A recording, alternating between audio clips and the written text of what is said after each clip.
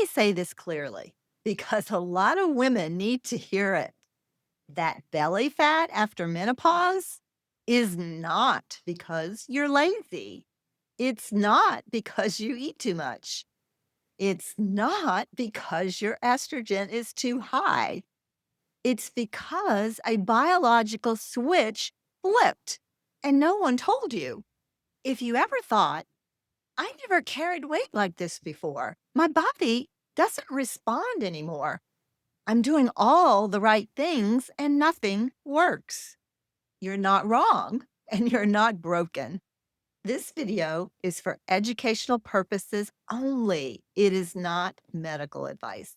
Please talk with a qualified practitioner before starting or changing anything. Before menopause, estradiol does something incredibly important. It tells your body where to store fat.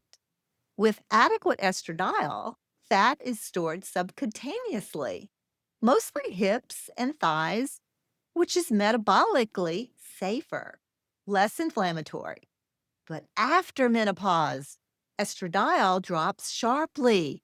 And when that signal disappears, fat storage changes direction. Instead of going out, fat goes in, right into the abdomen, around the organs. Deep, inflammatory, and dangerous. That's visceral fat. Visceral fat isn't just stored energy, it's an active endocrine organ. It produces inflammatory cytokines.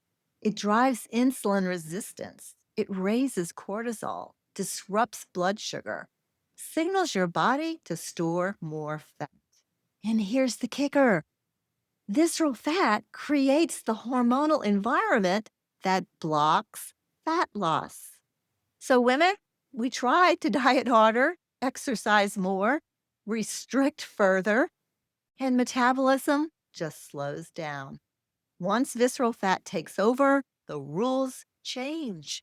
Calorie restriction lowers metabolic rate, raises cortisol, worsens insulin resistance. Excess cardio, it spikes stress hormones. It promotes muscle loss.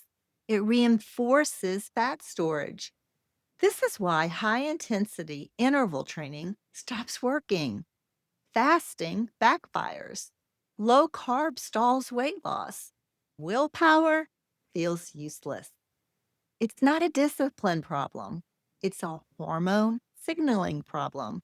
And here's where a lot of women start asking the wrong question. They ask, why can't I lose this belly fat? The better question is, which hormone is actually driving this in my body? Because for some women, it's estrogen signaling. For others, it's insulin. For others, it's cortisol. And for many, it's more than one. That's exactly why I created something called the Hormone Harmony or Havoc Quiz. It's a short quiz that helps you identify which hormone pattern is most likely behind your symptoms, especially weight gain, fatigue, sleep issues, and brain fog. Not to label you, but to stop guessing. Because once you know which hormone is running the show, you stop blaming yourself and you stop chasing the wrong solution. If you've tried doing all the right things with no results, the Hormone Harmony or Havoc quiz is linked below. Okay, now let's keep going because understanding why fat behaves differently after menopause is the key to knowing what actually works. Here's where estrogen gets blamed unfairly. Doctors see belly fat, insulin resistance, slightly higher estrogen levels from fat tissue, and they say you're estrogen dominant. But that estrogen didn't cause the belly fat. The loss of estradiol caused the belly fat. And that belly fat now produces weak estrogens as a reaction, not a cause. Blaming estrogen here is like blaming the bruise instead of the fall. Here's the part most women never hear. When estradiol is restored, visceral fat decreases, insulin sensitivity improves, cortisol calms down, fat redistributes away from the abdomen.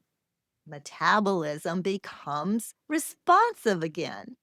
This has been shown repeatedly in clinical trials. Estradiol doesn't cause belly fat, it prevents it. And without it, the body defaults to survival mode.